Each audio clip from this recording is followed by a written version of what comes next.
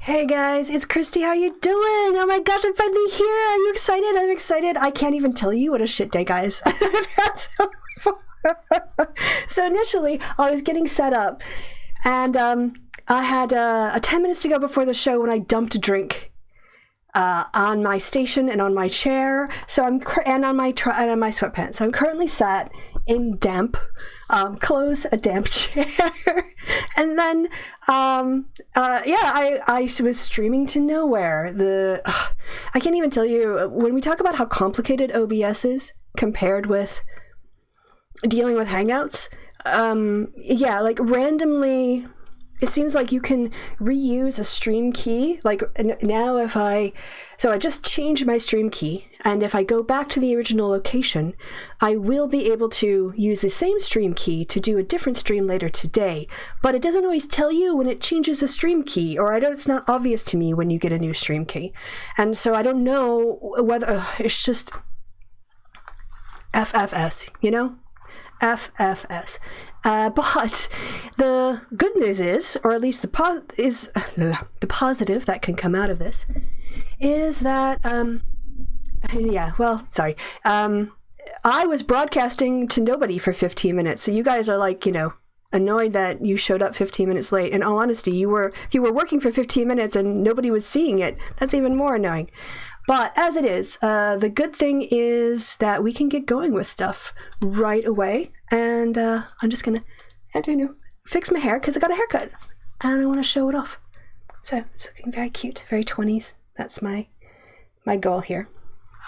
The nice thing about doing this now, I have to say, is that I will be able to get right into it, because what I was saying in the last show was, when I was setting up and sort of chit-chatting with people, I want to try to do more of getting right over to the content in this top part of the show, and to do the chit-chat more at the end. So as you guys can see, I was even I had your chat up here. I was interacting with you, and you had no idea, and I had no idea that we couldn't hear each other until people were like, hey, what's going on? So I was, actually talking to you guys in the chat. You just couldn't hear me. All right, so the whole thing, I actually found a video in the first 15 minutes and looked at it a little bit and tested the sound. So we did all of that. You weren't here for it. I did all of that while you guys weren't here. So let me get that sorted out for you now, and we'll do a transition. Boom! Look at this. You know why that's all set up? Because I did that before I came on air. Vulcan? Yeah, I guess, Vulcans could kind of do the fringe, the very stark fringe, but really it's the sort of bit here that makes you know it's a 20s look, as opposed to just a Vulcan bowl cut a la the 1960s.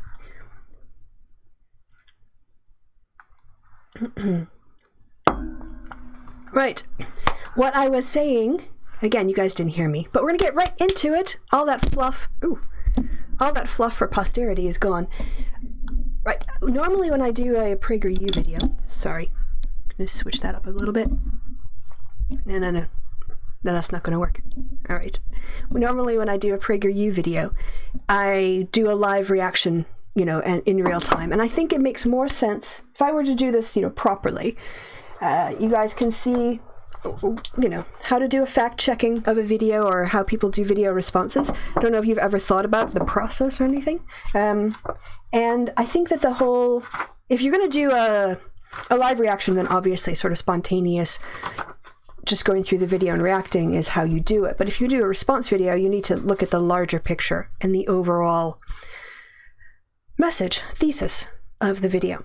And in order to properly break down PragerU, let's go ahead and watch it this video, Goodbye America, through all the way. The other thing that you guys missed me talking about at length in the missing 15 minutes was this maps on really well in terms of, I should read the description. Because the description is what started the conversation when I was broadcasting to nowhere. How is America to be defined? Prager U writes, by its failures or its triumphs. As if those were the only two options. Either we have to define America by its triumphs or its failures. You can't be honest and have a balanced history. Seems to me a balanced perspective would be the best one. Yes, today there seems to be an obsession with the former and a dismissal of the latter. Is this dark vision of the freest and most prosperous nation on earth for white people an accurate narrative or a cynical distortion? Rich white guy James Robinson, no, it doesn't say that, just says James Robinson, columnist, privileged elite author for USA Today and author of Erasing America, considers the question in this video. How we view America's past will very much shape America's future. This is perfectly timed because it maps onto my video here on this channel about white guilt. And my thesis in that video is that as all Americans, but as particularly white Americans, as children were socialized, regardless of where our, our national ancestry, say from whether it's Russian or Eastern European or Central European or Southern European, anyone who's got a lighter skin is reassigned from a European perspective into being white in America. And then as a white child, and this could even include a lot of Jewish people consider themselves white in terms of that wider category of dividing people up. So it's a very expansive, it's a very malleable notion of whiteness, but it's linked historically to white slave-owning, propertied elite men who built a government for themselves in which they excluded all women and all people of color. And that perpetuated, was designed in its very structure to preserve the power of propertied white men going forward in perpetuity, because even what it took to vote was described in terms of preserving privileged white male power in particular, but obviously giving white people generally, whatever their economic status or their orientation or their gender or whatever, they had that sort of privileged whiteness. But then there are hierarchies within that. So to look at America's history in terms of a black or white, success or failure framework, what it does, in my opinion, and this is the thesis in the video, is that it encourages white people or white kids to almost take on the shame and guilt of those slave owners. And what we do when we're ashamed or we're guilty is we try to downplay the thing we're ashamed of. And we inherit that guilt, that shame of slave ownership and the defensiveness around the power structures that were created and still exist and highly influenced by a white supremacist and by a patriarchal telos goal of preserving white power, of preserving men's power in society.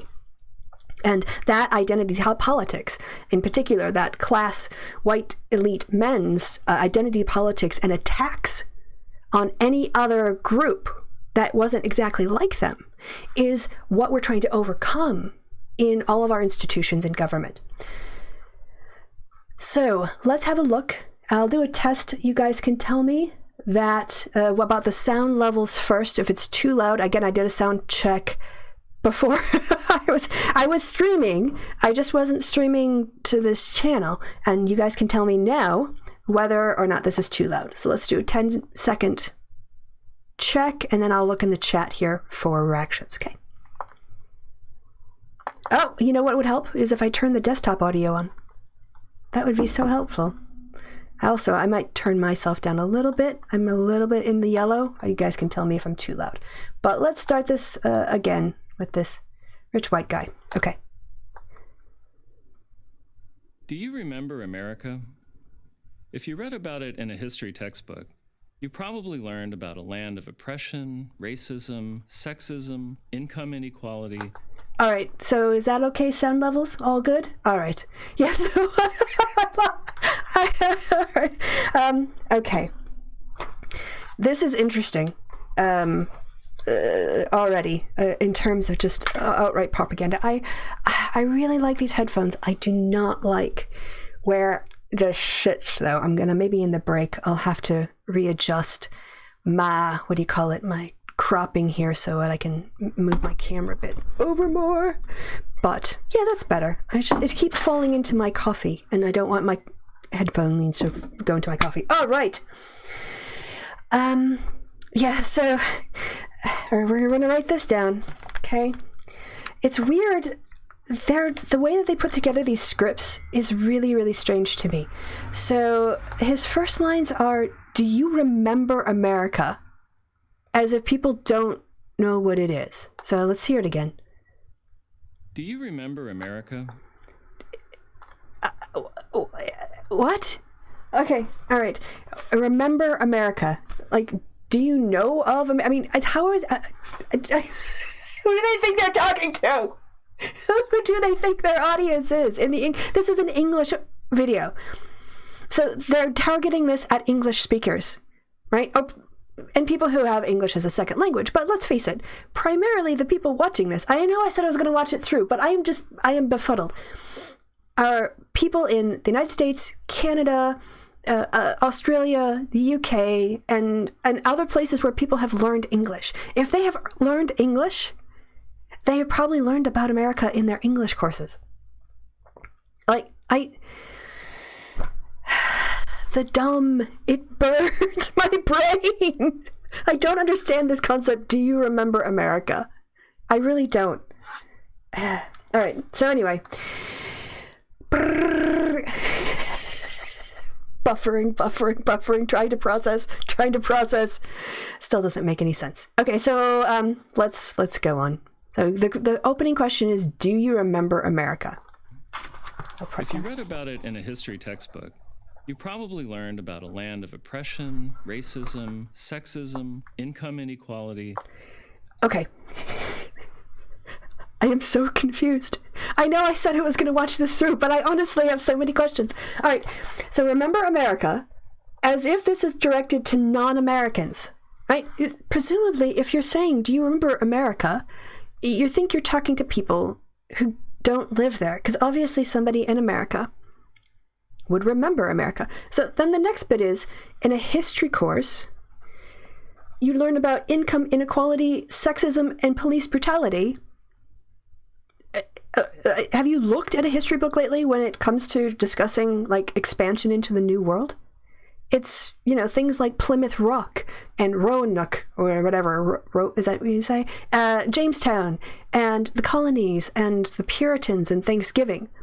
And then you have, like the French and Indian War that you learn about, and George Washington, and then taxation without representation. And then, a revolution that, like, most of the people in the country actually didn't really care about. There was, like, about half the people were happy to be royalists and remain. It wasn't like this massive national fervor to leave, but these revolutionaries got their way. And then they wrote the Articles of Confederation, which sucked. Totally not a workable system of government, so they went do-over, and then we had the Constitution. Like, if you're doing a history class in that way, like, where... white male victim blaming, white man victim... not victim blaming, but playing the white man identity politics is just stank all over this video. All right, so I don't know what history books he's thinking about or talking about, because these issues don't really come up until after Marx. Income inequality really doesn't come up until, like, I'm not saying income inequality doesn't come up, but we want to talk about the massive sort of like modern view of income inequality and how it is generated and perpetuated under a capitalist system. Well, then okay. I should know better than to try to make sense of a PragerU video. Police brutality, and imperial wars. Aside from that, it was a great place. That is how America is portrayed in most American high schools and colleges. No, it's not. So, wait, oh, God. All right, so history course, and then portrayal in America. Again, who is he talking to? Is this aimed at an American audience? It really makes no sense if it's aimed at an American audience to ask, do you remember America? And yet he's framing it within the education system of America. So clearly he is talking to Americans. I am so confused. Portrayal in apparently grade school and high school and colleges is completely wrong. I mean, this guy, I have a minor in U.S. history. I have a minor in history. I took colonial American history, modern American history. This is not... Poor white guy victims. Colleges, and America's media, films, and by its progressive politicians. Okay, sorry, have you seen, Patriot Games? Or The Hunt for Red October? Or The Hurt Locker? Or anything? Seriously. All right, so basically this is the premise here is that America is terrible, is portrayed as being terrible. That's what I'm getting so far. Right, I'm making notes. Are you making notes at home? Is portrayed as being terrible in modern times. And education, media is ubiquitous. Can you spell ubiquitous? I'm trying. All right, hitting play. In the words of filmmaker Michael Moore, America is a nation founded on genocide. Well, that's not untrue, because they did bring diseases that wiped out, some people say, like up to 75% or more of the native population. So they cleared out, as you wanted to say, the land by a mass slaughter through disease or through policy. Yep, true. Built on the backs of slaves. Also true. I mean, the White House was literally, the White House in which the president sits was built by slaves. So our government, where the president resides, was built on the stolen labor of people who were denied the freedoms that they were, putting in a president, presumably to protect everyone, the white men in the country, but not the people who were building the White House. Again, factually accurate. And maintained through the subjugation of women. Yep, women's domestic labor has never been properly compensated. And men viewed women as marital property through either, the way that they viewed marital rape laws, or the way that they would take all of a woman's income or wealth, or the way that they would appropriate her labor, her body, her services, say sexually or domestic cleaning. And she had, no ability to say no. She had no right under the law to even divorce her husbands in some cases. So Michael Moore was actually, these are all just true things. To second-class citizenship and economic disempowerment. I would go so far as to say it was founded also on class warfare, because people without enough property could not participate in government. They couldn't vote. They couldn't stand for office and represent their fellow citizens. So if anything, this summary is insufficient. It leaves out a class perspective. None of these things are untrue. And this is how white people are socialized into being defensive about slavery and sexism and class warfare. Regardless of whether they're white men or not, white women, probably even some people who think they're being patriotic, who aren't white, can buy into this bullcrap that accurately describing America's history is an attack on America. And as I say in my video, that's because accurately describing American history is accurately describing a white supremacist history. Of course, in our modern times, we should be attacking that and critiquing it because it was immoral. Slavery is immoral. It never has not been immoral. People just put up with it.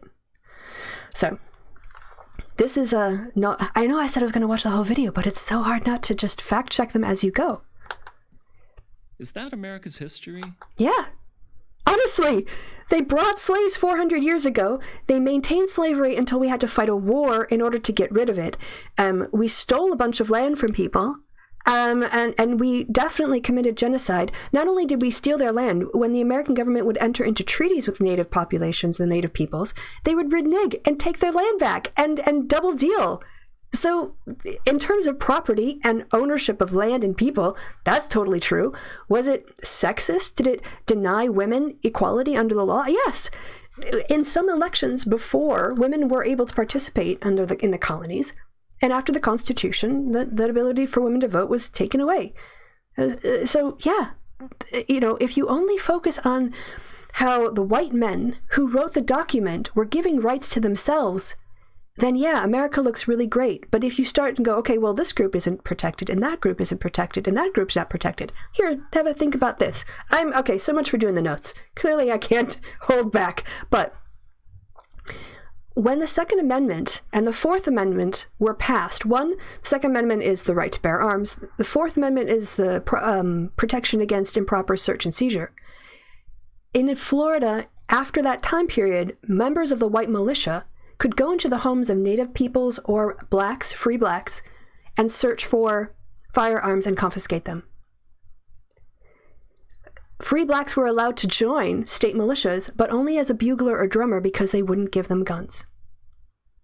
So don't tell me that America somehow hasn't had a racist structure in it from the start. The more you look into the way that that power was kept from people who weren't white, who weren't men, and who didn't have property. That's the perspective you have to ask. Like, we started off with a patriarchal white supremacist government, and we've been trying, in part, to dismantle it ever since, and it's still around. That is the actual correct perspective of American history, that it is grounded in white supremacy and it has still not fixed itself properly. Is that who Americans were and are? Yeah. This is it. White people, this is the white guilt I'm talking about. To admit slavery is a fact of history. To admit the exclusion of women is a fact of history. You're supposed to feel ashamed about that as a white person and defensive and angry and say, no, that's not America. But it is America. And this is so perfect for my white guilt video. This is how white supremacist guilt is instilled. This is white supremacy socialization right here in this video. That to do an accurate critique of America is somehow unpatriotic. And this is the kind of stuff that we as white people need to talk about and say, you know what, I don't have to own that slave owning history. I don't have to defend this racism. I don't have to defend this sexism. That is America's past. And you know what? Me being an American right now, I don't need to take on all of white supremacist history in order to feel good about myself as a country. I can criticize the founders and also like some of their ideas and make my own American identity that doesn't have to defend white supremacy. And that is a conscious decision I think more Americans need to come to. That is how the process worked for me, at least. And I'm finding it incredibly liberating to have the white American, sort of like the patriotic pride. And I'm proud to be an American, where at least I know I'm free. Yeah, talk about buying into white supremacy. At least as a white person, I'm not treated like a person of color. That's it, really? That could be the line. I'm proud to be an American, a white American, where at least I'm not treated like a black American or a brown American or a gay American. I'm a cis white man, and at least I've got that privilege. If you can't be honest about your country's history, then what you are living is a lie. George Orwell understood that the most effective way to destroy a people is to deny and obliterate their own understanding of their history. Exactly. And by ignoring slavery and ignoring the oppression, ignoring the torture, ignoring the inhumane conditions, ignoring the U.S. government's reneging on its promises, ignoring the way that white supremacy just took new forms in every generation to adapt and promote itself and bring in more white people into the lie, then yeah, you're going to keep America a white supremacist country. It's only by confronting the accurate facts of our history that we can have an understanding of why do we still have police brutality today? Why do we still have sexism? Why do we still have people who want to try to deny other citizens freedom in the marketplace because of religious bigotry? History is much more than a collection of facts. Well, no. History is a collection of facts. Propaganda is selecting those facts with an agenda and screening facts for things that confirm and disconfirm a predetermined narrative. History is, but I didn't do a major in history, so I don't want to speak as an historian. I'm not an historian. But it seems to me that the base of history is a collection of facts. And once you have those facts, the historian picks out the story he or she wants to tell with those facts. But the story that the historian tells isn't history. Do you see what that's like me having a data set and of all kinds of things and running a model and doing some tests and telling a story from the data. Like my model and my data analysis is an analysis of the information and an interpretation of it. But my interpretation isn't the data.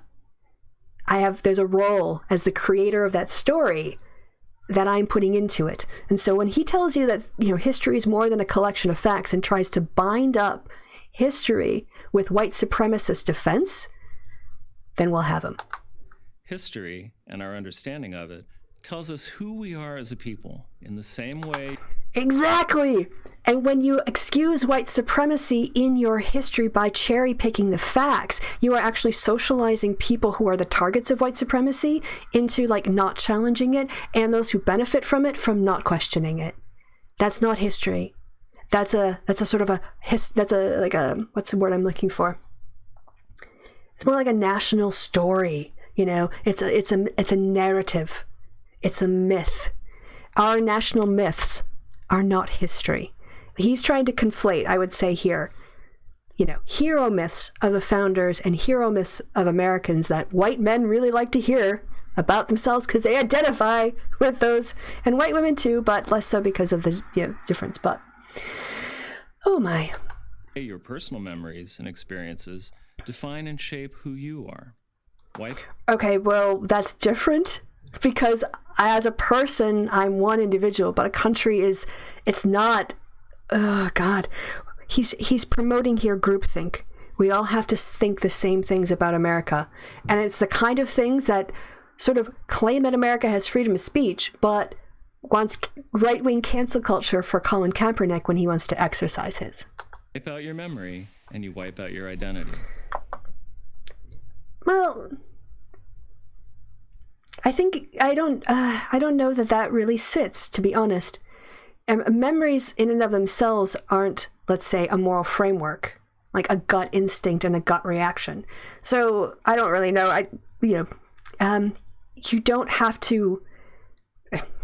This is just nonsense. Basically, what he's saying is if you wipe out our history, you wipe out your identity. Yeah, our history involves slavery and marital rape and stealing people's lands and reneging on treaties and being horrible to people. That's part of it. It's facts. You raise a generation of Americans to hold their country's past in contempt by exaggerating America's faults and We had slavery for hundreds of years. I'm trying not to shout because I know the mic is sensitive, but oh my God, exaggerating America's faults. We had legal marital rape in all states until the 1970s. Women weren't allowed to vote white women weren't allowed to vote until the 1920s. Women of color weren't allowed to really vote until the 1960s. And here's the other thing, the triumphs don't cancel out the faults. These are two completely separate categories of American history. You don't have to, it's not like, oh, we take a triumph and then that cancels out slavery. Those people were still enslaved. Those people were still murdered. You don't get to, pat yourself on the back for a war you didn't fight against Nazism and think, oh, okay, well, that kind of cancels out all of the internal structural residual effects of slavery. How are... This is white supremacist indoctrination. This is how you indoctrinate people into accepting discrimination and slavery and sexism by binding it up with a sense of pride in America's good ideas. And you tell people, especially white guys, it's really, really important, but all white people, that any criticism of America's, past is a stain. You're basically throwing away all of the things that are good, which is a lie. There is only one group that can't face dealing accurately with America's historical past, and those are reactionary, propagandist, I would say almost pro-fascist, pro-white supremacist conservatives. Conservatives and reactionaries. Reactionary to me is like a farther right form of conservatives. I, in some ways, would call myself a conservative in that I want to go back to the America of Barack Obama and what we used to have. I mean, even, like in terms of civility and other things, right? I want to conserve that part of history. I'm otherwise a progressive, but reactionaries to me are people who actually want to turn back the clock. It's not just enough to conserve some ideas from past decades or 100 years, but actually want to revert. And this kind of white supremacist reversion is what they're going for here. They want to shut people's legitimate criticism of systematic racism and sexism, bigotry today by saying, if you bring up America's faults, you hate America. And that is how white supremacy, as a national identity, continues. Ignoring its triumphs, then they will have no respect for American institutions or the beliefs on which the nation is based. That's like saying, if you criticize your friend, like if you've got somebody in your family, let's say, and you have a lot of problems with them, and maybe there are to the point where you don't want to spend time with them.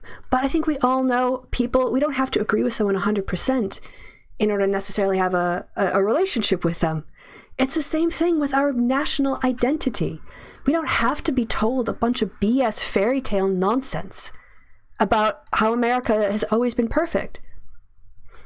It doesn't hurt my pride to admit that Americans in the past were racist scumbags and rebel traitors, and that people who put up monuments were white supremacist fascists. That doesn't hurt my idea of America, but they want to bind up Americans' sense of especially white. Let's be honest about this.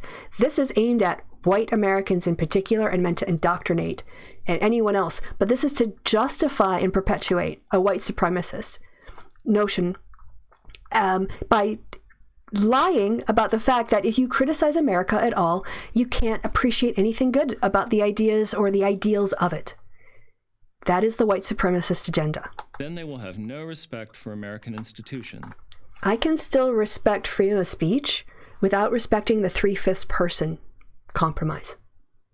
This is not a problem for me, but conservatives are afraid that any criticism will start to unpack that white supremacy, that class supremacy, men's supremacy that they benefit from. They find it very threatening. And so instead of actually defending their supremacies, their male supremacy, their white supremacy, their class supremacy, they hide behind the flag and say, you hate America because you hate white men like me. Like, no. I just hate your ideals and your sexism and your attitudes that preserve your white men's power. But I don't have to hate America.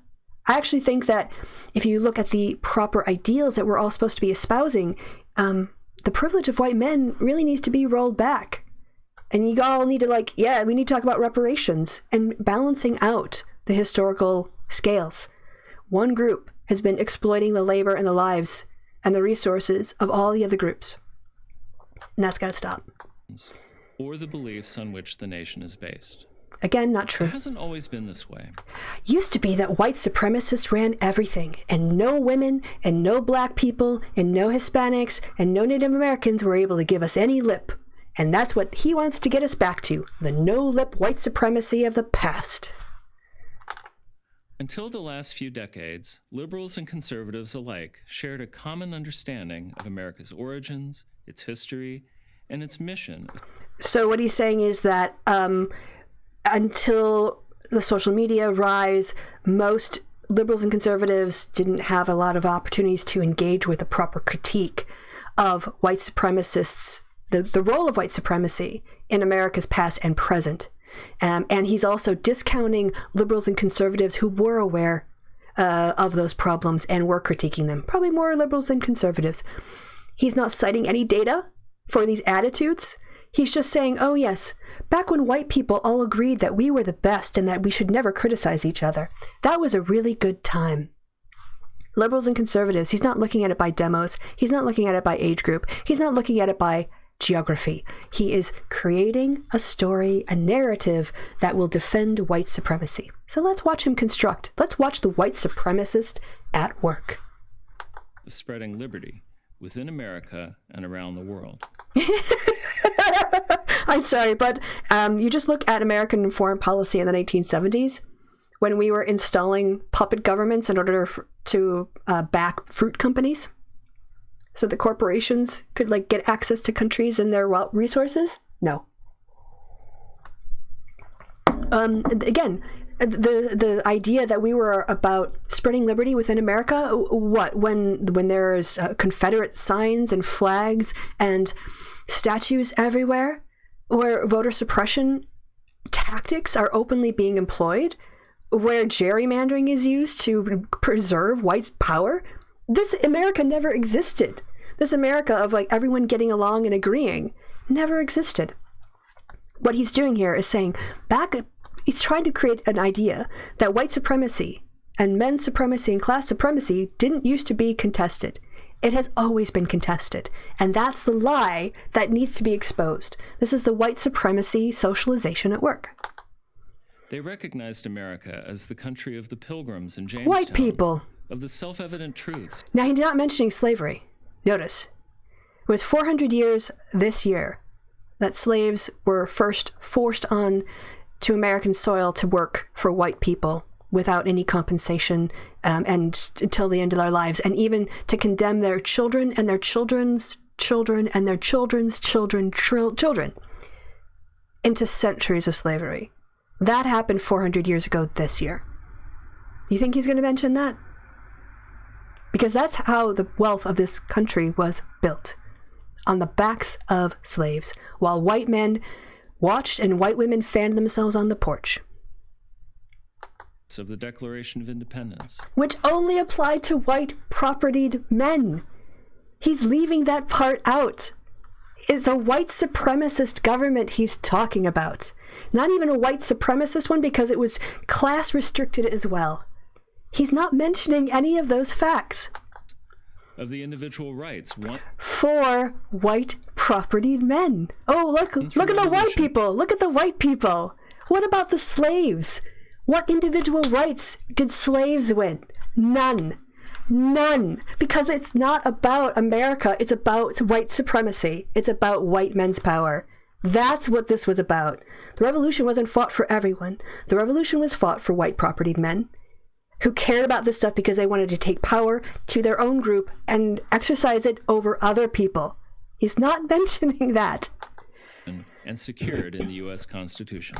But not protected for free blacks. As I just mentioned, the way in Florida, whites of a militia could just go to somebody's home, violation of the Fourth Amendment, and seize any firearms they found, violation of the Second Amendment. You think there was any ACLU to stand up for those people? You think they had any remedy? You think any court was going to side with them? No. So again, this is it's a history stripped of the motivations behind these men, which was to preserve white propertied men's power. That's what it was meant to, secure, because they were the only people who had a place in the conversation. This was the country of the frontier spirit. Another white person. Where are all the slaves? Prager? Oh, frontier spirit. Where are the bodies and the native people who were murdered in order to make this land, to clear the land? Where's all the disease-ridden corpses that came from the invasion of, from people coming over from Europe and having an effect on the native peoples? It's all white people. You notice this? Everyone in his example is a white person or from a white men, white male archetype. A guy on a horse. Men fighting this thing. White men, property men doing this other thing. And no mention of slavery. And no mention of the fact that they had to decimate the native population for white people to move west. Of almost unlimited possibilities. If you were a white man who was given land by the government, as I said in my white guilt video, my family, they built their wealth through the Homestead Act, in part. They were just given land by the government for being white in America. And that inheritance has come down to my grandfather and then to my dad, and it'll come down to me. And that is why white people have more wealth than black people, because black people were denied the opportunity to even own property, let alone be given an education to get a job where they could earn enough money to buy something and pass it on. So unlimited possibilities if you're white, and male in particular. The country that paid for the sin of slavery with the carnage of its civil war. What? What? What?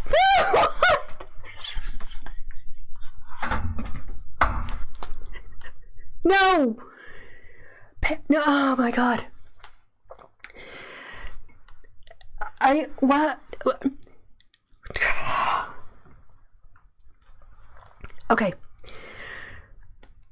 White guys shooting each other over the ability to own slaves is not paying for the carnage of slavery. You know what would pay for the carnage of slavery? You know what would repair people's lost wealth for 4 centuries? You know what would restore some economic equity to people who were systematically owned and whose human rights were violated, whose labor and children were stolen with government approval? Reparations. Reparations is how we atone for the sin of slavery and the still systematic lagging of black wealth and African-American wealth in the United States. It wasn't white people shooting at each other, and also black people who participated and fought alongside. That didn't clear the slate. Didn't clear the slate. Of economic dynamism and again, if you're a white man, did you ever see the Vox?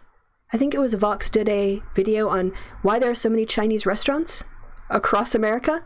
And that's because racist ass white guys in government made it very difficult for people who were Chinese to get work permits to come over, except for like in certain industries. One of them was the restaurant industry.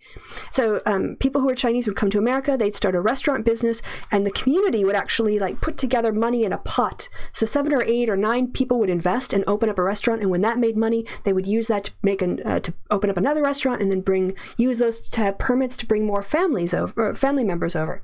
Because they needed to have workers to link up. And so as a consequence, you get a spread of Chinese restaurants. Why? Because of racist policies. Because the racist white guys didn't want to bring people in as workers, because there were a lot of workers being brought over for the time of the building the Transcontinental Railroad. So, if you're a white, and I didn't mention the best part.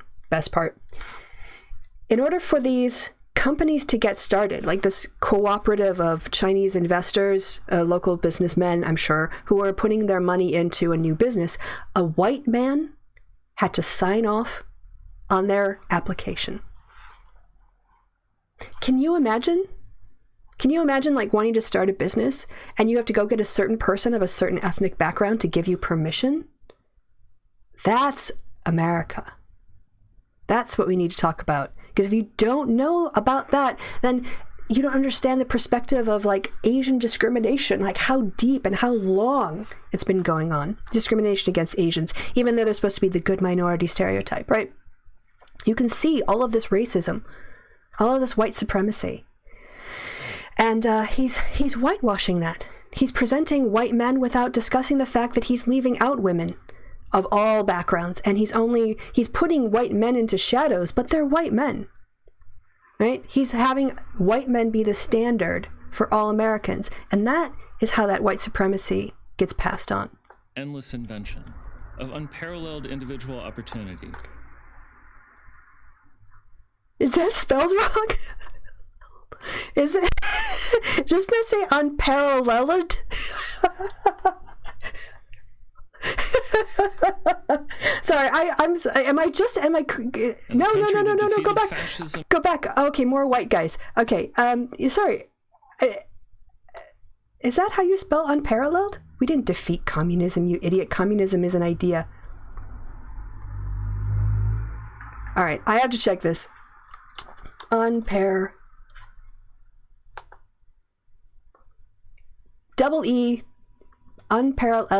Okay, then maybe that is spelled correctly. I don't spell unparalleled very often. Unparalleled. Okay. So I just found that entertaining. I don't think I've ever spelled unparalleled. No, is that right? Yeah, that just looks weird to me. Anyway, unparalleled individual opportunity if you're a white man. As I just said, people who were from Chinese descent were limited, and they had to get a white man's permission to start a business. That's not unparalleled individual opportunity. That's white supremacy. I can't spell it. Yeah. I think it was just the orange and the blue. Defeated fascism and communism. Okay, we didn't defeat communism and fascism on our own, right? This also is a real tendency of white supremacy to overemphasize its achievements and underplay the cooperative role of others. And communism is an idea. I mean, we haven't defeated fascism. We've got fascists in America today. We defeated the Nazis, and we defeated, the Axis powers, shall we say, in World War II. But you didn't defeat an idea. In the 20th century. I know, the English language is really complicated, isn't it? Unparalleled just looks weird to me. So, okay.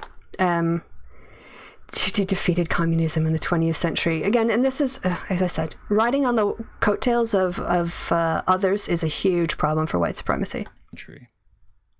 Previous generations took all this for granted. Oh, really? You think the slave generations took all this for granted? You think the native populations who were shunted to reservations and limited in terms of, their movement and what they could do took it for granted? Do you think like people of color who were discriminated against in law who experienced Jim Crow took it for granted? If you don't see how all of this perspective comes through, this is all presented through the goal of having us identify with the propertied white men who set up a white supremacist system. And is linking everything good with that white supremacy. And any criticism of that white supremacy is anti-American. And this is how we get indoctrinated into a white supremacist outlook again and again and again and again, generation after generation. And reveled in it. Ooh, we're so awesome. We're so amazing. Look how great we are. Wow, who would want to hang out with people like that? Again, he is white. He's stripping out anyone who actually experienced oppression or discrimination systematically in America. He's leaving out women having to work for 90 years to get the vote. He's leaving out an embarrassing legacy of discrimination and a commitment to treason, to protecting and raising up traitors to the nation in the South through Confederate statues. He is leaving all of that out. Why? Because it's inconvenient and embarrassing. But what changed? So what changed? Let me tell you what changed. Women got access to education, started doing some feminist critique, and really started to speak out about not only sexism, but as we saw with the development of Crenshaw, the idea of intersectionality and the way that power is oppressive. We had Black people were actually allowed to be educated and allowed into universities. And when they understood, when they had the training and they were exposed to the ideas, they could do their own. Oh, shout out to Aaron Burr, pro-women before Seneca. Okay, I'll just leave that little Burr comment there. Thank you very much, Chris, for the $1.99. Do appreciate that. So we had this whole system of people were finally freed to explore their own history, understand their own history, document, and look around, and were given the conceptual tools to critique the power systems that kept them down and gave voice to it. And this started, was like, go all the way back. Harriet Tubman, Frederick Douglass didn't need to have a Department of African American Studies to see the problems and to give voice to them. But they were sort of seen as, like celebrities. Now, and I'm sure some people did take their critiques on and listen to them, but now we've got professors and chairs of departments who give really good explanations of this sort of systematic discrimination, and it's out on social media and people are able to hear about it. So what happened was education expanded, research widened to include more communities, and facts of history that had otherwise been buried as inconvenient or unimportant were given voice. And as a consequence, people had to wrestle with the fact, not opinion, fact, that American government is founded in white supremacy, that the first form of identity politics played on American soil is white identity politics. And then they had to rethink the fairy tale lie that they are sold in high school and grade school to the realities of the brutality, the unfairness, the slavery, the human rights violations committed by founders and their descendants, all while mouthing the rhetoric of freedom. Starting in the 1960s, a new so-called progressive narrative took... It's not a narrative, it's called facts, but exactly. 1960s, you saw the rise of feminism, you saw more working with a Civil Rights Act. People who had traditionally been excluded from power and education finally had an opportunity to mainstream. There was an erosion of white men's supremacy at all levels of power. A little bit of critique came in, and look at how they reacted. Hypersensitive man babies. Cold that sought not to uplift, inspire, and unite, but to... So in other words, uplift, inspire, and unite. Cover, lie, and, give a false sense of history. That's what we were taught before. Demean, degrade, and divide. No, it's meant to be accurate, to be brutal in terms of not hiding things anymore, and to confront the realities and the moral accountability that comes with understanding what your history is and what the systems of power you are inheriting. It sought to replace the pride of American achievement with shame. We should be ashamed of slavery. We should be ashamed of the fact that it took until the 1970s and feminism before marital rape was a crime. We should be ashamed at the way our government was false dealing with Native populations and reneging on contracts and treaties with them and stealing their land as they went. We should be ashamed that African Americans who were descended from enslaved peoples were never properly given any compensation for the loss of life or labor or family members, nothing.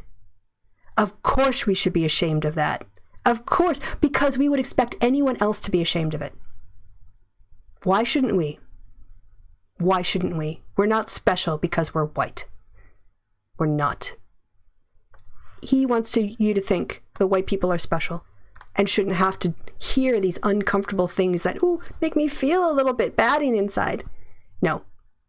Those are the facts, and facts don't care about your white supremacist feelings. Ironically, this all happened while America was making extraordinary strides in civil rights. But why do they have to make extraordinary strides in civil rights? And by what you're talking about is rolling back institutionalized racism, not even on a social level, just in the law. Yeah, when people started pointing out how unfair things were and demanded and agitated for their rights, yeah, these things go together. It's like he's divorcing the cause of the civil rights movement from the narrative of describing why civil rights movement was even necessary in the first place. And it was necessary because of white supremacy and patriarchy. Because those are institutionalized power structures. And that's because the founders themselves were white supremacists who set up that power structure. And you don't have to be embarrassed about your American identity to admit that. You can be factually accurate and an American. Especially for minorities and women. But yeah, because they were the ones who were being discriminated against, you muppet! I'm going to tag him in and call him a white supremacist when this is done. I'm going to tag him. Who are you? What's your name again? I don't even know. You're like, James? Is that what your name is? James? James, you're a white supremacist tool.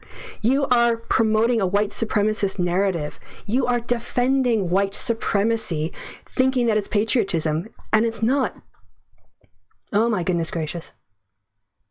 Less than perfection, which can never exist, given that every society is composed of flawed human beings. But, wait a minute, less than perfect? No, we're just asking for the Constitution to apply equally to all Americans, which is that everyone should have life, liberty, and the pursuit of happiness. And if our government has systematically denied a certain group of people their ability to earn money and pass on wealth, be educated to get good jobs for generations, that was government policy. The government owes those people some reparations. Because everyone else had I benefited from a 400-year white supremacist head start that I didn't do anything to earn or deserve other than being born white into a lower middle class family that could afford university. So if everyone doesn't have the same thing being born into America immediately, that's not less than perfection. What he's saying is that if you criticize anything to do with slavery or sexism or any other sexist power structures, you're just saying America has to be perfect in order to be good.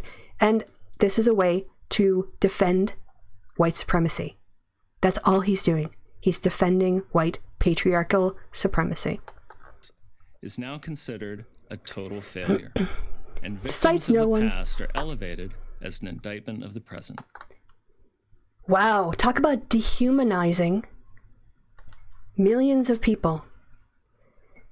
Yes, when America allowed for the continuation of slavery for centuries and people were born into bondage, lived and worked and died into that, can we not, victims of the past, the people who were owned by white men, the people who were betrayed by white men, the people who were killed by white men, and all of the white women who helped support and perpetuate and push and reproduce that system.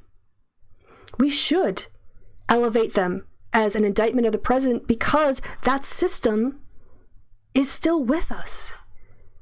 You don't pass a law and then suddenly everything is fixed. Look at religious discrimination. We have had marriage equality for, a couple of years now in America. I don't want to say a decade, but I don't think it's been quite that long.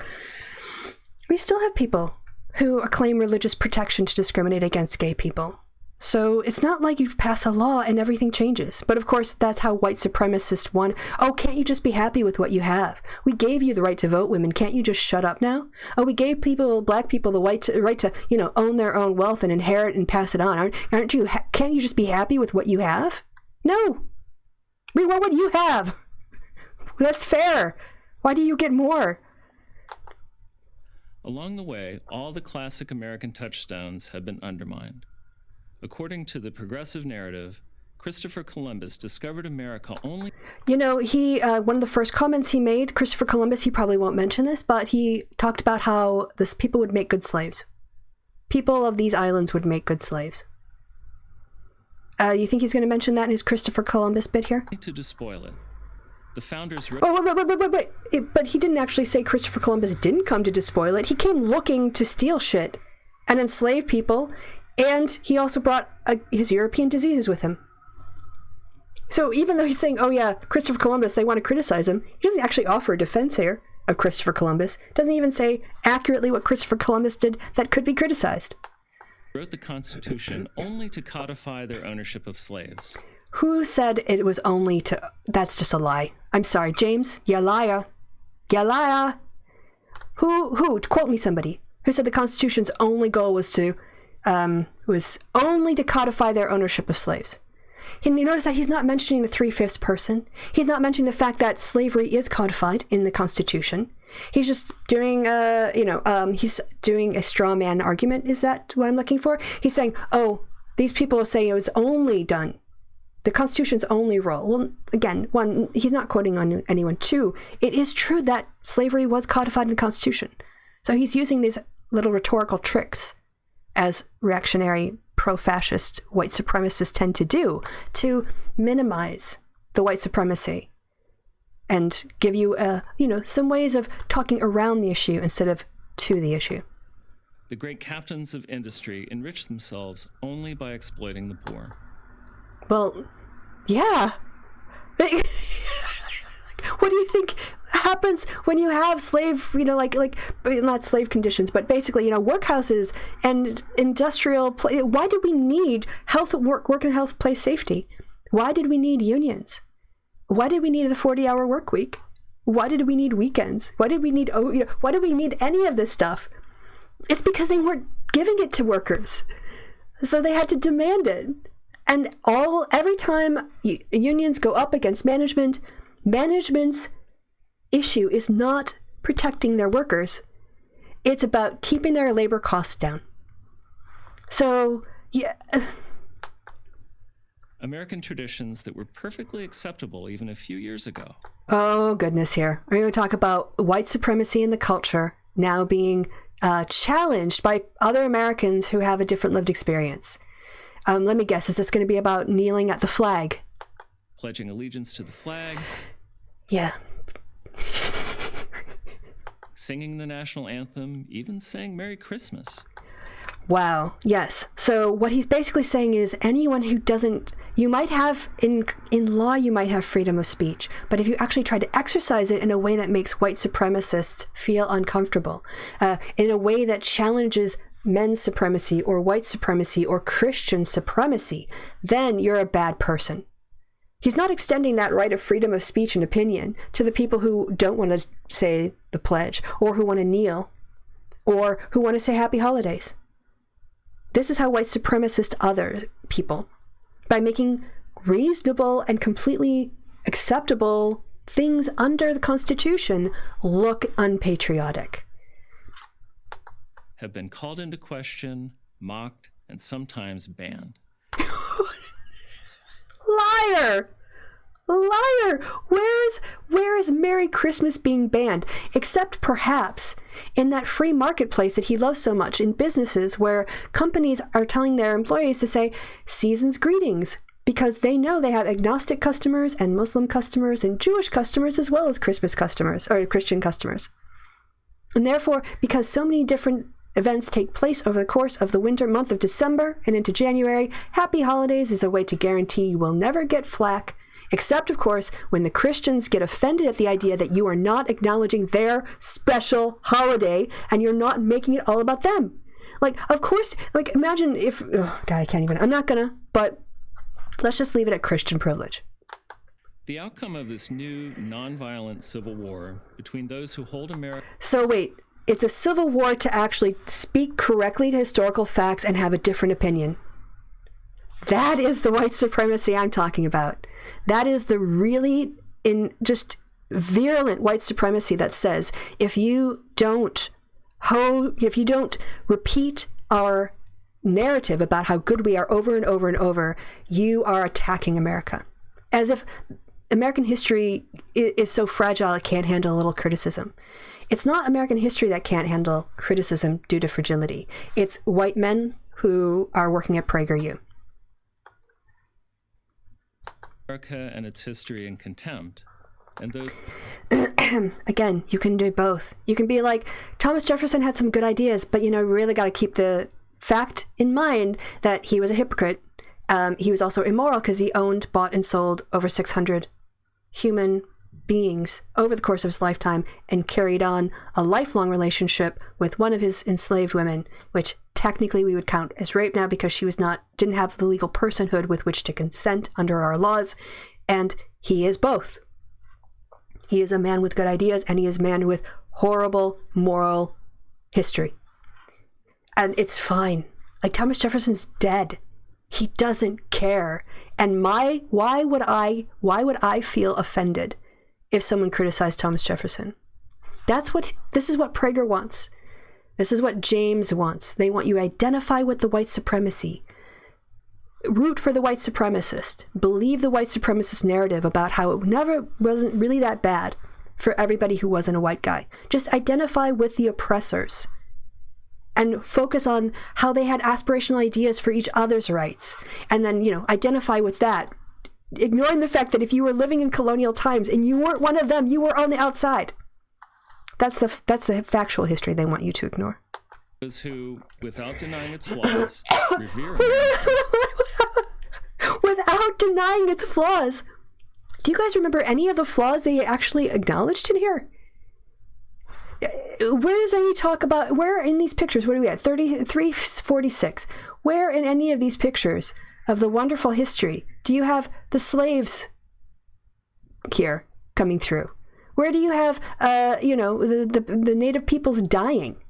Where do you have the legal marital rape happening in the United States until the 1970s, until the 1990s in some states? Oh, my goodness gracious. And those who, without denying its flaws, revere America. You don't have to revere America.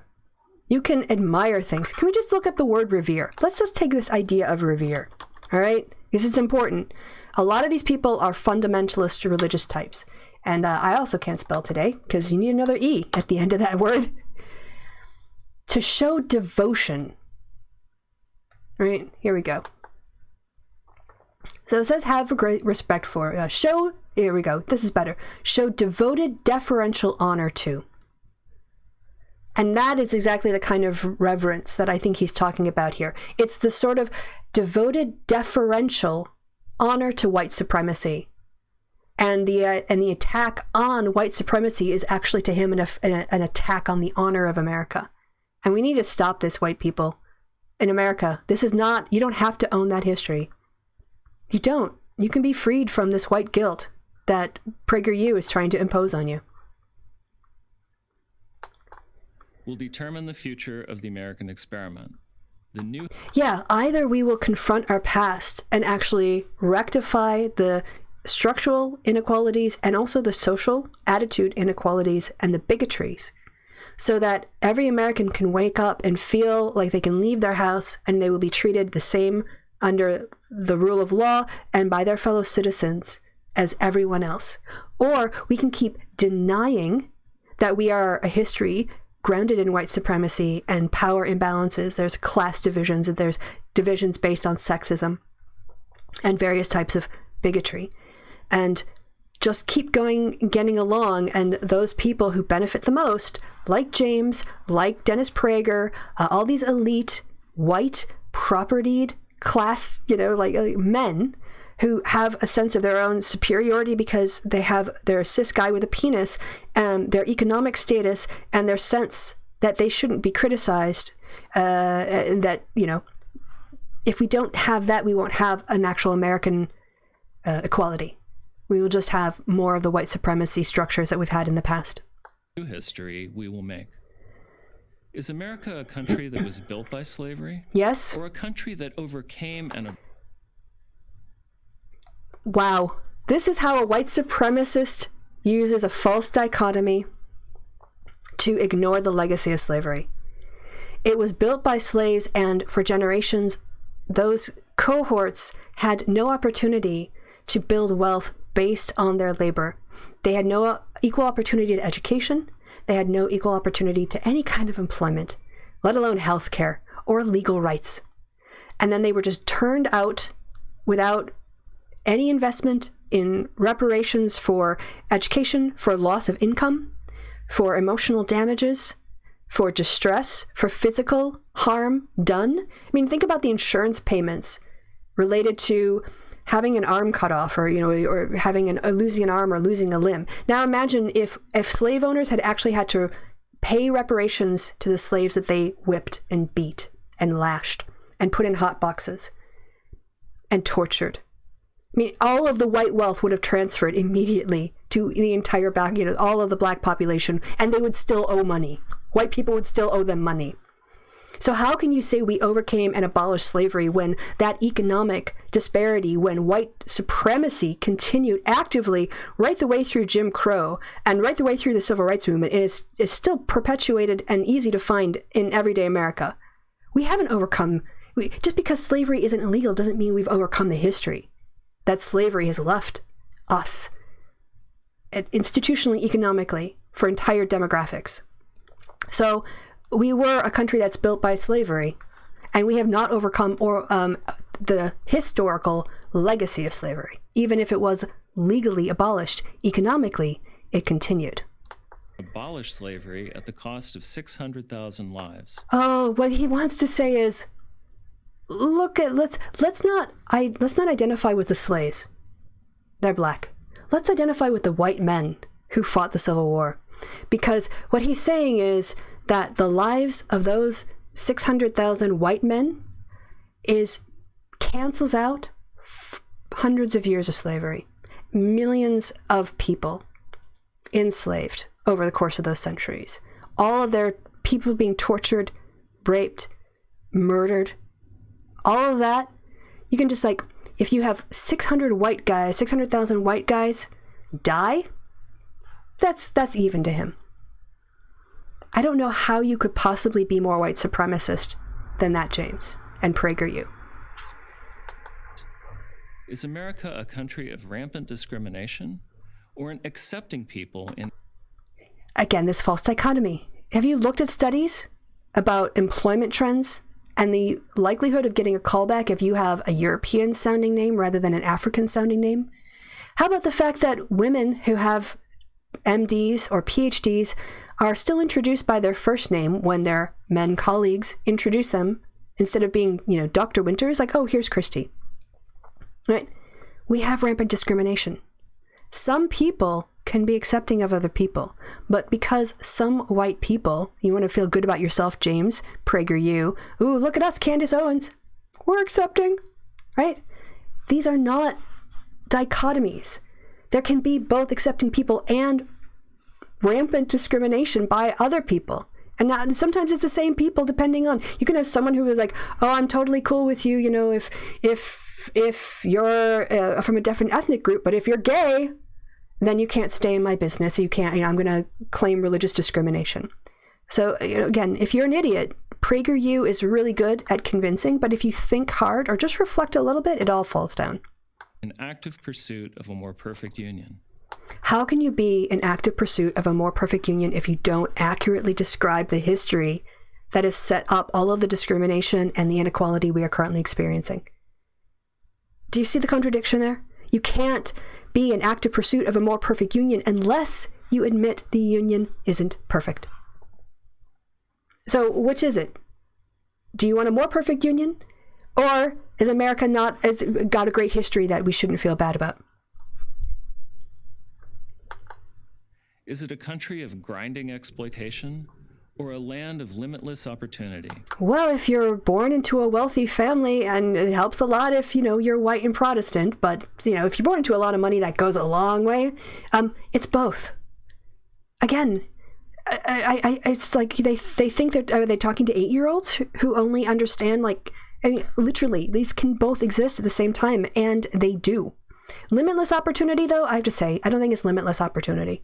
When you still have banks that will discriminate against certain families based on their skin tone, and you can't get hired because people are racist, or you can't get access to healthcare. So no, not limitless opportunity. Definitely grinding exploitation.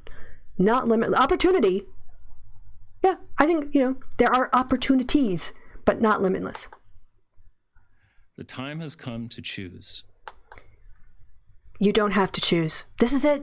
White people, you don't have to defend white supremacists to be a good patriot. And that's what they want to say.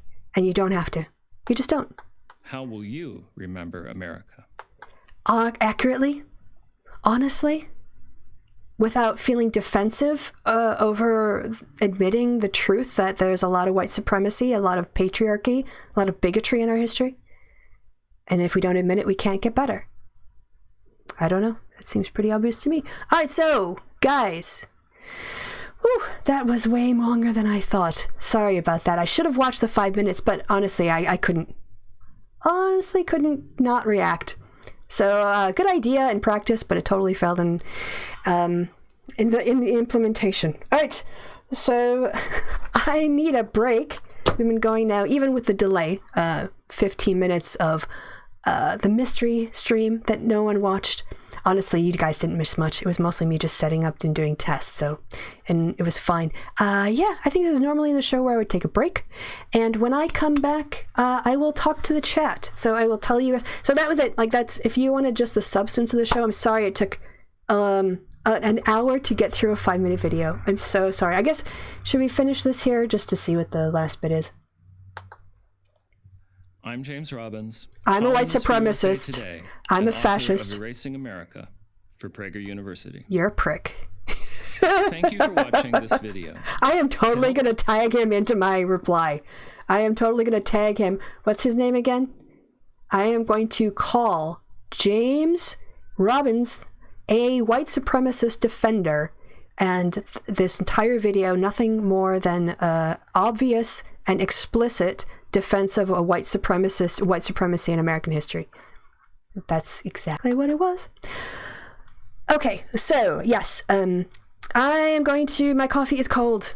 I have hardly drunk any coffee because of the, what's the word I'm thinking of?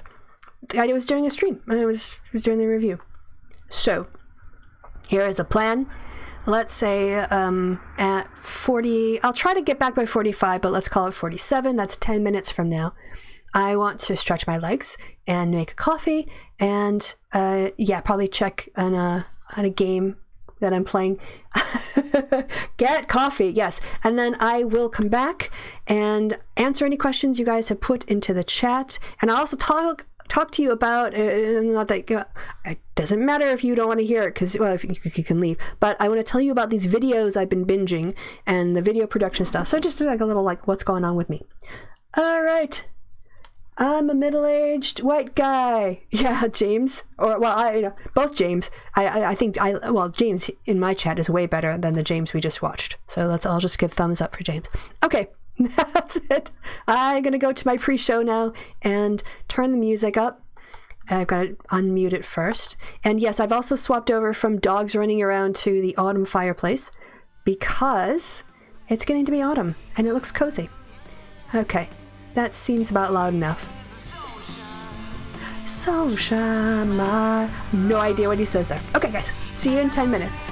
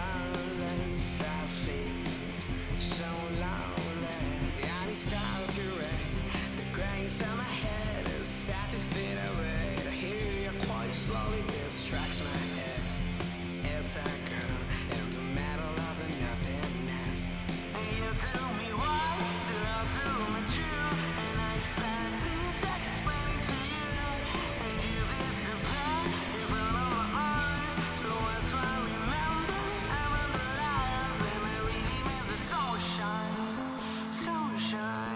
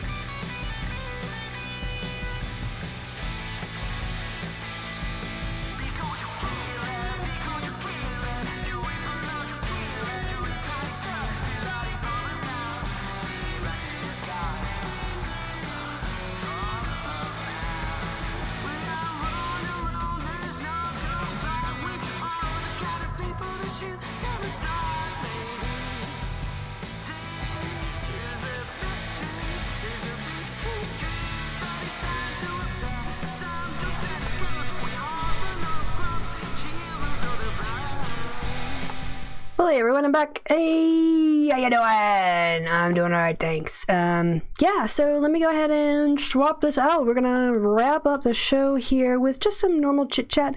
Now, what of course happened to my... Where did I go on this one? Oh, I see. Okay, hold on. Let me swap this over, guys. How come that didn't work? That should have worked. My video capture device isn't showing. Oh, now it's showing. There I am. Hey, guys. Ooh, that's a little bit too big. That's what she said. No, that's a little bit of happy hour leftover draw. Usual banter, I should say there. I'm just going to quickly change the dimensions of this unit. Then my window, then it'll feel a little bit more better and centered and all good. Okay, so transitioned. Oh, isn't that a more pleasing aesthetic?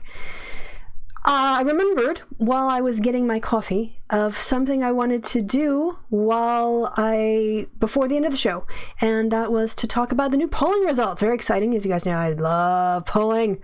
It's like Christmas for me. So exciting all the time. So let's go ahead and take a look at my Twitter. My Twitter's got all the things I need. Tea and a chocolate digestive. Oh, the only thing that would make it more better, perfect, is if you had a caramel, McVitie's caramel digestive. Those are my favorite. But you enjoy your chocolate digestive. That is yummy. That is classic Sunday afternoon fare. Not as in like a fare, F-A-I-R, but fare. I don't know what is like. Is it F-A-R-E? Fare. We're like. Oh, words are hard. Wording is hard today. Okay, so this is the exciting thing. Oh my goodness gracious, guys. Dem race is very exciting. Currently, the most recent poll put out, the most accurate one in the past, has put out a new poll in which Elizabeth Warren says overtakes, but I really want to, okay, but it's not. It's a statistical tie. What I would really like to do if I had enough time, maybe if I was, but you know how they like no context PragerU and they just take PragerU images and throw out there. I'd really like to get a Twitter account going where this isn't too difficult to do. I could probably do this, but I just like the work to do and involved with it. Put up a notification for all polling results that come in from any of the companies in the United States that are polling on the presidential race, and only do it on the presidential race, the primary and the general, and give out all of the results, but with their error bars. Because when people say things like Elizabeth Warren edges out Joe Biden, well, on the point estimates, yes, she received 22% of the votes, or the people who indicated that who they would vote for right now, and Biden got 20%. But the margin of error is plus or minus 4 percentage points. And so if you'd actually look at that, you could get the error bars. So the 22, all right, let me just start. Let me start at the beginning and explain why I get emotional about this, if you can call this getting emotional. When we do sampling, we know that there is error involved because we are getting a subset of all of the people, right? If you want to talk about a perfect poll is an election. Because, well, it's not perfect. Actually, a census, an accurate census is a much better one. But at least with an election, everybody who's going to vote, as long as they're all able to do so freely without interference, that is the sample that you want. And any sample besides the actual election day is going to have some error in it, because you get people who think they're going to vote and don't, people who don't think they're going to vote and do, all kinds of stuff. And people change their minds over the course of a campaign. So at any given time, a poll is like, let's say, like when you're boiling spaghetti. Right? You pull out one strand of spaghetti and throw it up against the wall, and maybe 90% of it is done and it sticks to the wall, and 10% of it's not quite done, but enough of it's done that it sticks to the wall. And that's a sample. Now, you might pull out a piece of spaghetti that had accidentally been floating around, amazingly taking up all the coldest areas, and you might pick that one up accidentally and throw it against the wall and it falls off. Is that, you have error in your sample. So we try to account for that error by estimating how much error we think there is. And that's based on the number of participants. It's not a one-to-one. Like once you get beyond 10,000 participants, having 150,000 doesn't make it more accurate. You just get more because the amount of error that goes down with the more, as long as you have a good sample, a random sample from the right population, then there's only so much error you can kind of control for. Therefore, when we say as a social scientist that Warren has 22% in the poll, what we're really saying is that we think, based on this data, in the real population, her support ranges somewhere from 26% to 18%, because that's plus or minus 4 percentage points from 22. Same thing with Joe Biden. In the general population of Iowa from which this sample was pulled, we think, what they should sing is, we think Biden's support is somewhere between 24% and 16%. Those would be the error bars. And so I don't know about you guys. Stop throwing spaghetti at the wall. Actually, it's really sorry, I got distracted by a comment. Yeah, just like wipe it down. Wipe it down with a sponge afterwards. The wall will be fine. That's the accurate way to say it. That would actually be, as a social scientist, the correct way. Now, what we do is we tend to take that range of 20, let's do the 20% because it's easier with the math, 24 to 16, and it's plus or 4 minus, right, in the, because of the number of participants in our sample, and we just split it down the middle, and we say 20% is the midpoint. So we think it's around 20%, but it could be 22, it could be 17, it could be 16, but we're 95% confident that it's somewhere between 24 and 16. We are that, we'll give you that. Like, we are super confident that's an accurate representation. And therefore, when people talk about candidates going up 2 points in the polls, or they're down 3 from last month, or they're up 4, if it's within the margin of error, it doesn't matter.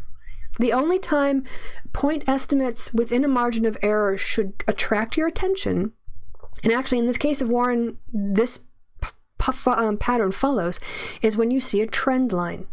So if you see a trend line, if someone has got between 12 and 18%, and then between, let's say, 20 and 28%, and then later on, it's like 32 and 40, and time after time, the ranges, pretty much stay the same, but the point estimates keep going up over weeks and months. That's a trend, and a trend is something completely different than a snapshot in a cross-sectional, one-off poll. So if I had my druthers, if I had infinite amounts of time or energy, I would set up an alert, and I would set up an Excel spreadsheet, and I would just put in all of the polling updates, but with the error bars, and go, here's how to actually read this poll correctly, like with the error bars, because there's not that much movement. Who else does dips their spaghetti in their tea? Weak, you heathen, spaghetti and tea. How long before the Dems actually choose a leader? They won't actually choose a leader until the spring. Well, the first voting doesn't take place until 2020. So the actual first vote will take place in January in Iowa. Then I think New Hampshire, and then the third is South Carolina. And then the primary dates for a lot of other states have changed and moved up. So I'm not quite sure what the calendar is after that. But the first 3 primary states starting in January will be Iowa, New Hampshire, and South Carolina. Now there's an argument in the chat whether or not people should dip their spaghetti into tea or into wine. Then the way that it works out is normally a candidate will mathematically achieve the number of delegates needed to secure a nomination before they secure the nomination. That's what happened. Bernie Sanders lost the primary in March mathematically. And then he just kept deluding himself and his followers into thinking there was some way they could make the math work. And then he reversed himself and all his criticism on superdelegates and came into the convention trying to bully superdelegates into voting for him so he could overturn the fact that he'd lost the popular vote in the primary system by 3 million. So when the nominee is officially the nominee will be at the convention. However, more times than not, it becomes mathematically. It's like when you're doing any kind of those sports where there's a wild card team involved, and at some point, they may be in control of their destiny. They might not, but at some point, it becomes mathematically, impossible for them to win. Kind of thing. Similar situation in the states. We could have a nominee long before we have an official nominee. And that's when they move into you'll start hearing the media calling them the presumptive nominee at that point. But but the big story is more that Elizabeth Warren's trend lines are going up. In terms of that, Warren surged 7 points in the poll since June. Biden lost a bit of ground, putting them neck and neck inside the poll's margin of error, which should have been the opening. They're within the margin of error, should have been the opening story. Sanders, Mayor Pete Buttigieg both slipped significantly, down 5 and 6 points, respectively, leaving Buttigieg at 9. The rest of the field is in the single digits. Harris at 6, Booker at 3, Klobuchar, Beto O'Rourke, Steyer, and Gabbard and Yang are at 2%. Everyone else at 1. Another thing that came out this week is Cory Booker is desperate for money. It's an interesting thing. He's put out a press release, or at least it leaked to the press, that he needs like $1 million to keep going. He needs $1.7 million or something by the end of the reporting period, which is next week. And if he doesn't get it, honestly, without money, there is no point in going forward. You don't want to go into debt to run for president. And a lot of people in this first time running for president will really more be running to run in the future. So you want to leave the game honorably. You want to build some alliances, build up a fundraising network, and you want to, basically make it that much easier the next time you run. So, I agree. Steyer needs to drop out. De Blasio dropped out. That was good. These white guys are falling like flies now. There's like nobody interested. When nobody care about you, go. It's not your time. We got enough crap with the old white guys we got to deal with at the top of the ticket, in my opinion. We don't need a bunch of them clogging up the bottom as well. Why don't the Dems bar Steyer from running? Well, they can't even bar Bernie Sanders from running, and he renounces the party every time he wins a primary to run for the Senate. So how can they bar Steyer when they can't renounce the guy, or they can't bar the guy who actually renounces the party? He runs as the nominee in the primary, and then he renounces the party to run as an independent. They can't keep him from running, so he should be donating money. Agreed. Yeah. So Elizabeth Warren, I'm fine with that. The other thing, too, I should remind people, don't ever believe what a president tells you they're going to do policy-wise. The president is not a legislative position. The president is the executive. And it doesn't really matter if they say, I want to end all private. Well, it will matter to voters if they say, I'm going to end all private insurance. But if you look at what a president says their policies are, it's just it's just their wish list. If it requires Congress, they can't bring it off. They can't pull it off. And if they have to go through Congress, they're certainly not going to deliver what they say they're going to deliver in their, part in their campaigns. Like wiping away medical debt, wiping away student debt, all of this stuff, it's just dreamland. It's right up there with like building the wall. Presidential candidates can say whatever they want. What they can get done is something else. That's why I actually see very little difference. Very little difference in terms of how they would actually be president between any of the candidates. The only question is, are they electable? That's a big question. So now Elizabeth Warren is definitely the person who's got the momentum on her side. If you remember back to the 2016 campaign, I don't know if I talked about it much in 28, but I tend to organize it. I can't remember who said this initially. I remember seeing this a long time ago in like the 1990s, but the 4 M's of campaigning, an easy way to kind of categorize how well a campaign is doing. Money. Sorry, it's America. You have to pay your staff, you have to pay for yard signs, and you have to pay for travel, and you have to get on air in the media. So you need money to be a presidential candidate. Money, or any candidate. This is just presidential. So money, machinery. Machinery is the people, the organization, the networks, the willingness, the volunteers, the money to have flyers or to do phone banking. So you need the machinery to win your election. You need a message. You need something, a way to communicate with people that gets them to support you. I think with Elizabeth Warren, most people are associating her with the phrase, I've got a plan for that, or she's got a plan for that. And then momentum. And momentum is that undefinable quality of having the wind at your back, of feeling like whatever you're doing is right and it is bringing people in. And it's not momentum is not a quantifiable thing. You can maybe quantify it by looking at polling.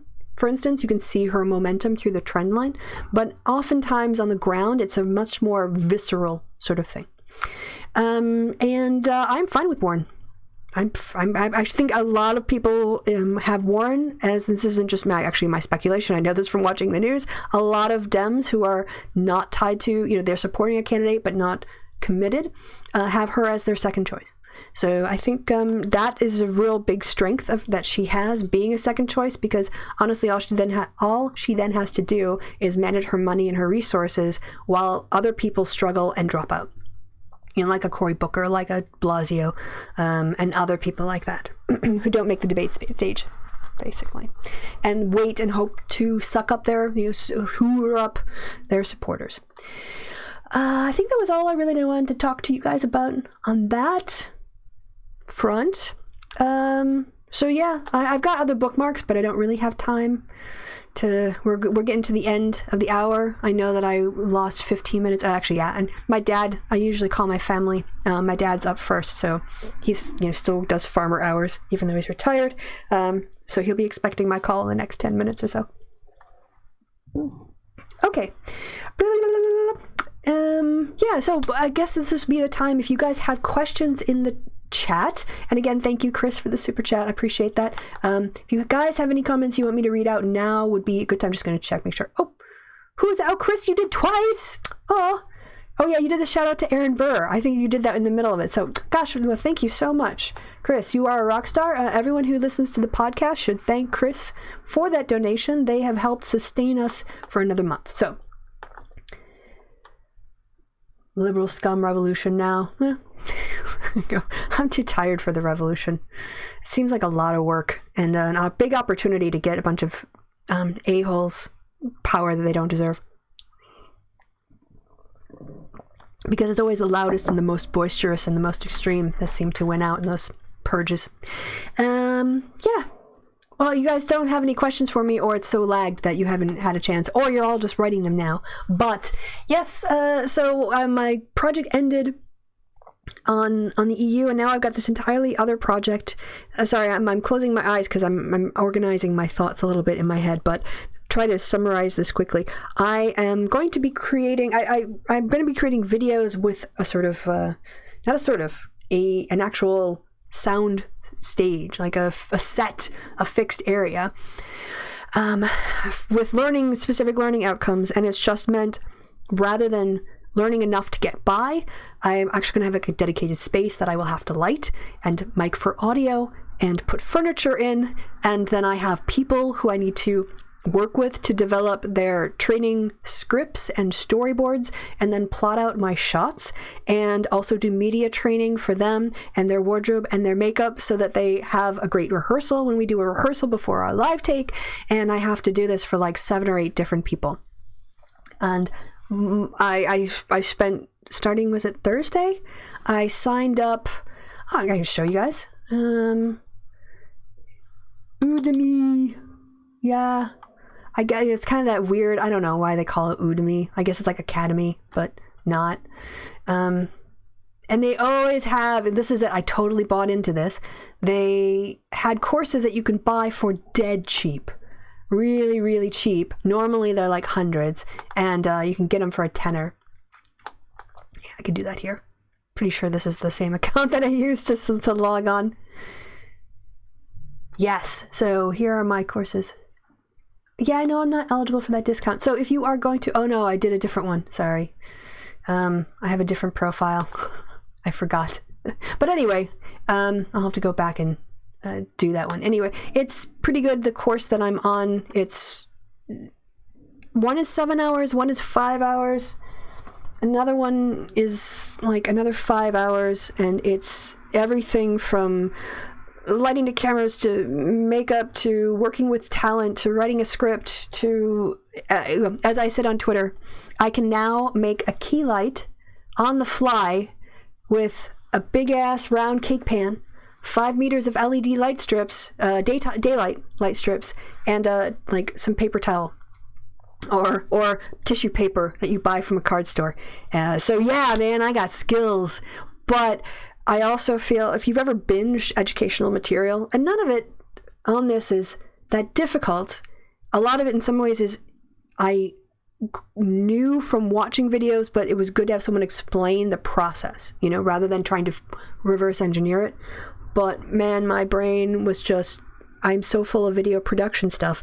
And I guess it'll be good because I will be able, at some point, once I get all these videos out of the way, transfer it to my own recorded videos. I'm thinking about setting up a more dedicated recording area where I like did my white guilt video with this stuff. But yeah, so if you want that's a personal update. And I'm putting these at the end of the show now because I notice when I go to watch people's live shows, it's kind of like when you meet up with a friend, like the first thing they want to do is talk to you and let them know how they've been and have a little bit of chit chat.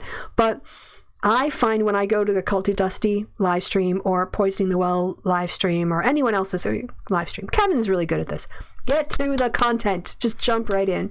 And so I'm going to make a real effort to do all of this nitter and natter blah, blah, blah, blah, at the end of the show and get right into the content at the beginning.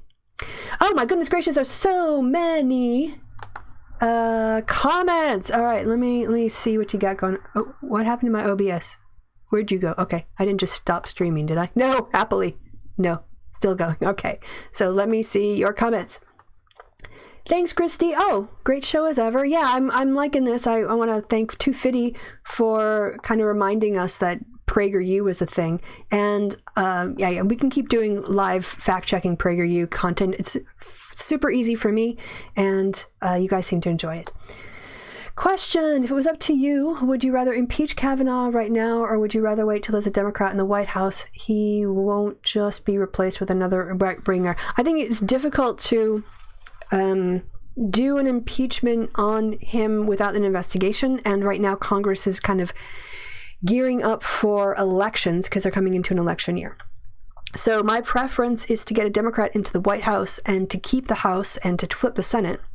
I don't really see any point of getting the White House if we lose the House and the Senate. We need to actually take all three branches and start, like redressing the inequities on the Supreme Court. But I think focusing on the way to impeach him is to focus on the flawed FBI investigation and to conduct a thorough investigation and then to confront him about lying under oath. So when Harris, for instance, was criticized for calling for impeachment, she wasn't calling for impeachment of Kavanaugh based on these new revelations. She's saying the entire process was corrupt from the start because the Trump White House did basically ran a faked FBI investigation that didn't really investigate anything. The entire premise of the confirmation hearings were illegitimate, and I agree.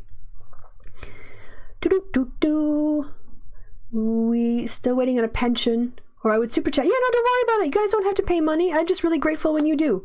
It helps me with my equipment. Helps me do better videos. But if you don't feel bad. Like I don't need money. Other people need money. Like I use it to invest and grow and give better content to you guys. It's a tip cup. But you don't have to pay to be here. Speaking of class, what cabinet position should Castro be given by Warren? Oh, that's so far in the future, guys. How do you even have to look at who get the nomination? Speaking of class, have you read A People's History of America? Would you recommend it? Have not read it.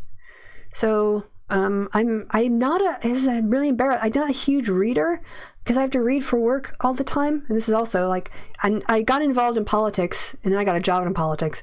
I enjoyed videos. Now I'm getting a job doing videos, and it always kills my hobby off when I do professionally what I like doing. So I don't read enough really, and I haven't read that. Do I know the YouTube channel Do Not Eat 01? No. I'd recommend checking out their video on Black Wall Street. Fascinating video about Greenwood and the Tulsa race riots. All right, thanks. Can you mention that in a future? Like I won't remember. and I won't come back and look at the super chats. So do that at the start of a show, and not at the end, and tag me in. But please, in future, do that. Once I get my Yang bucks, expect your super chats. Yeah, good luck. I hope he picks you in the lottery. Dude, stupid thing. Chat is very laggy at the other end. Hold on. Let me make sure I didn't skip anyone. Yes, okay. Can I pull this down? Yeah, I can. There we go. Bring them. Yes. Chat very laggy. Have you read The Persuaders? You guys keep asking me if I read. I just assume I haven't read it. Honestly, I really don't read enough. I tend to watch. I prefer to get information visually. So I tend to watch a lot of documentaries or lectures. I would much rather watch 20 hours of lecture on a topic than read a book. Because, yeah, I read all the time, so I don't want to read when I come home. I'm looking for my name, looking for questions. Christy, you said the guys in the flag-raising image were white. In fact, one of them was Native American. Oh, okay, yeah. I've just, so let's look at that. Yeah, the Iwo Jima, right? I don't know how to spell Iwo Jima. U.S. Monument Soldiers. See if that's... Oh, no, that's not the one I want.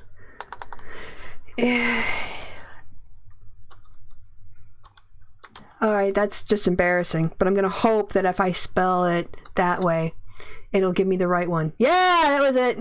Okay. This one. Images.